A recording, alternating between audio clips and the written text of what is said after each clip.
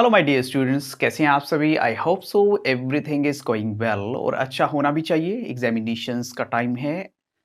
आज की वीडियो मैं आपके लिए लेकर आया हूं क्लास 12th के फिजिकल एजुकेशन सब्जेक्ट से। और अगर आपने अपनी फाइल तैयार की है योगा के ऊपर, तो योगा से रिलेटेड जो भी मुझे लगता है वाइवा बेस्ड क्वेश्चंस हैं जो आपसे पूछे जा सकते हैं, और वो वन वर्ड क्वेश्चंस भी हो सकते हैं, वन सेंटेंस क्वेश्चंस भी हो सकते हैं।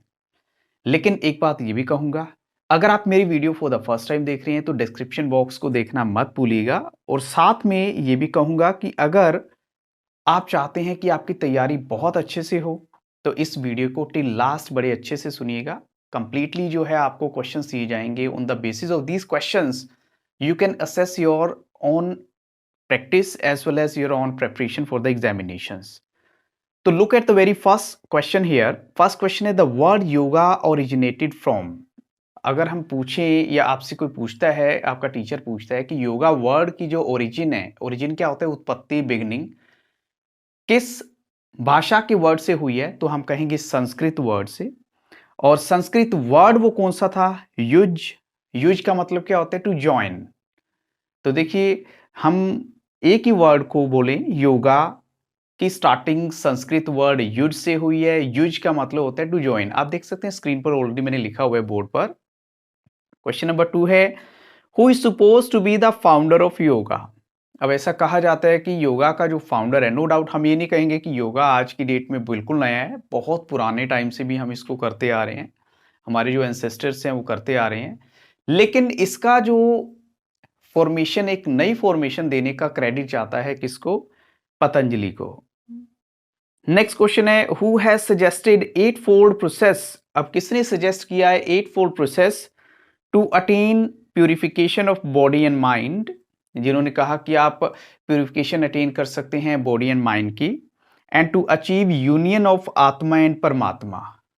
और साथ में वो कहते हैं कि आप बॉडी एंड माइंड, साथ में आत्मा और परमात्मा की यूनियन भी अटेन कर सकते हैं। ये जो लाइन है, इसको लिखने का क्रेडिट या ये लाइन किसकी द्वारा कही गई है, तो हम कहेंगे यहाँ पर जो राइट आंसर है वो है अष्टांग योगा।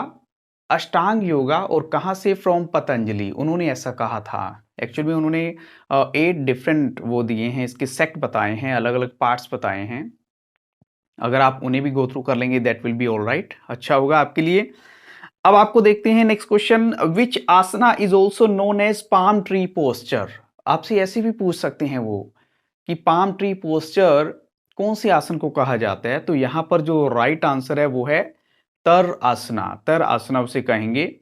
ऐसे ही अगर नेक्स्ट क्वेश्चन आपसे पूछा जाए कैमल आसना का दूसरा नाम क्या है, तो आप कहेंगे उष्ट आसना। उष्ट आसना का मतलब कैमल आसना, कैमल आसना का मतलब उष्ट आसना। नेक्स्ट है शव आसना इज ऑल्सो नोन एज। शव आसना को किस और नाम से जाना जाता है? You can see on the screen. तो यहां पर इसको कहेंगे हम डेड पोज। डेड पोज भी शव आसना को कहा जाता है। नेक्स्ट है आपका भुजंग आसना को किस और नाम से जाना भी जाता है, तो ये आपसे ये पूछा जाए कि कोबरा पोज, क्योंकि ये दोनों एक दूसरे के ही नेम है। Cobra pose means bhujang asana, bhujang asana का मतलब है कोबरा पोज। नेक्स्ट है आपका difference between asana and exercise. आपसे वन सेंटेंस के अंदर वो पूछ सकते हैं कि बताइए क्या डिफरेंस है आसना और एक्सरसाइज के बीच में। तो देखिए, जो जब आप आसन करते हैं कोई भी, बिल्कुल स्लो मोशन में होता है, लेकिन एक्सरसाइज कैसी होती है? थोड़ी फास्ट, क्विक होती है। तो ये हम कहेंगे बेसिक डिफरेंस है बिटवीन आसना एंड एक्सरसाइज। इसके बाद हम करेंगे क्वेश्चन 9 या 8, हम कहें व्हाट आर प्राणायाम्स। अब प्राणायाम्स क्या होते हैं, तो हम कहेंगे इसकी जो एक लाइन में देंगे इसका जो आंसर, सिस्टमैटिक ब्रीदिंग एक्टिविटीज है, जिसमें इनहेल, इनहेल करना क्या होता है? जब आप सांस को अंदर लेते हैं। एक्सेल करना क्या होता है? बाहर लेते हैं। और साथ में थर्ड इसमें आता है holding of breath are controlled. Holding of breath मतलब कुछ देर के लिए हम सांस को बिल्कुल रोक लेते हैं। तो ये जो एक्सरसाइज होती है, ये प्राणायाम का एक पार्ट होती है, बहुत इंपॉर्टेंट पार्ट होती है ये। नेक्स्ट है आपसे पूछा जा सकता है डायबिटीज क्या होती है। देखिए, आप ये मत सोचिए कि योगा का आपका टॉपिक है और आपसे सिर्फ योगा वाले क्वेश्चन ही पूछे जाएंगे, क्योंकि आप फिजिकल एजुकेशन के स्टूडेंट हैं और फिजिकल एजुकेशन के स्टूडेंट को अपनी बॉडी से रिलेटेड कंप्लीट नॉलेज होनी चाहिए। आपसे कॉमन कोई भी सेंटेंस आपसे सिर्फ आपका नाम पूछ सकते हैं, आप कहाँ रहते हैं ये पूछ सकते हैं और कहेंगे कि जाओ। कोई कंडीशन ऐसी नहीं है कि वो आपसे बहुत हार्ड एंड फास्ट क्वेश्चंस पूछेंगे। बस आपको करना क्या है, एक्सटर्नल, इंटरनल के अलावा जो ऑब्जर्वर होगा, उनके सामने कोई ऐसी बात नहीं करनी जो उन्हें इरिटेटिंग लगे। आपको बड़े अच्छे से बैठना है वहाँ पर। नेक्स्ट है आपका डायबिटीज़। क्या होती है? आपने सुना होगा डायबिटीज़। तो ये एक ऐसी डिसीज़ होती है जिसमें ब्लड ग्लूकोज़ या ब्लड शुगर लेवल हाई हो जाते हैं। हम हिंदी में बोलते हैं इसको शुगर। डायबिटीज़ का मतलब ही शुगर होता है। जब आपके ब्लड ग्लूकोज़ में या उसके जो ब्लड शुगर लेवल है वो हाई हो जाते हैं तो वो होती है डायबिटीज़, डिसीज़ होती है एक्चुअल में।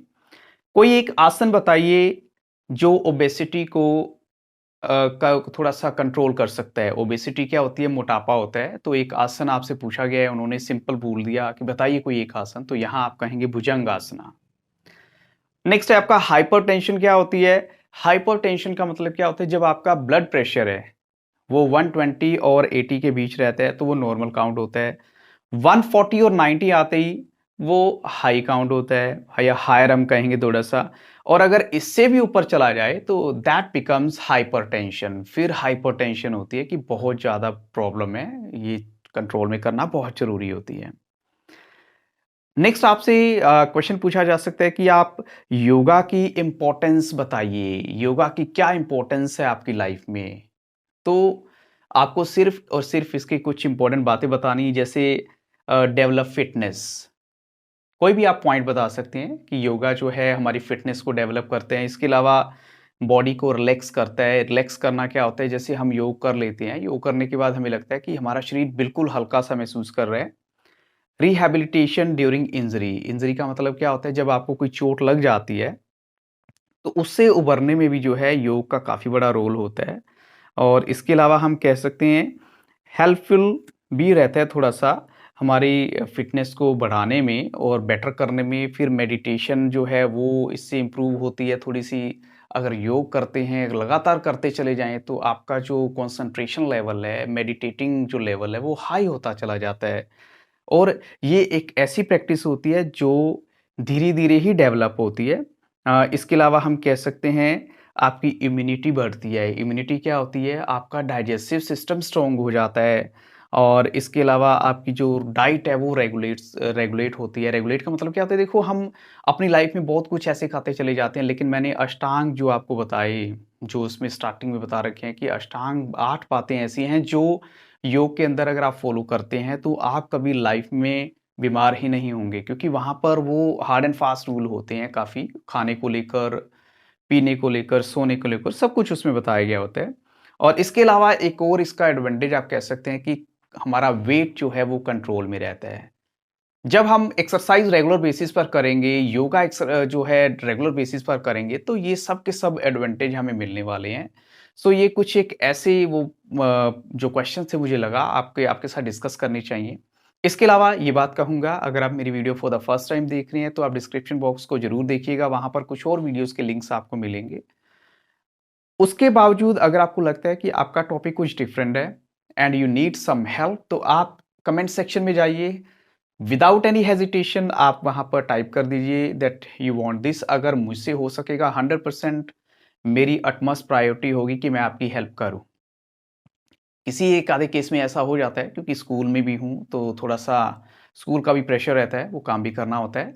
बट फिर भी I will try to do जो आपका बेस्ट हो सकेगा, आपके लिए बेस्ट हो सकेगा, मैं करूँगा आपके लिए। So I hope so you will really like the video. अगर वीडियो अच्छा लगा हो तो लाइक, शेयर और सब्सक्राइब करना मत भूलिएगा। Thank you very much and have a very nice day.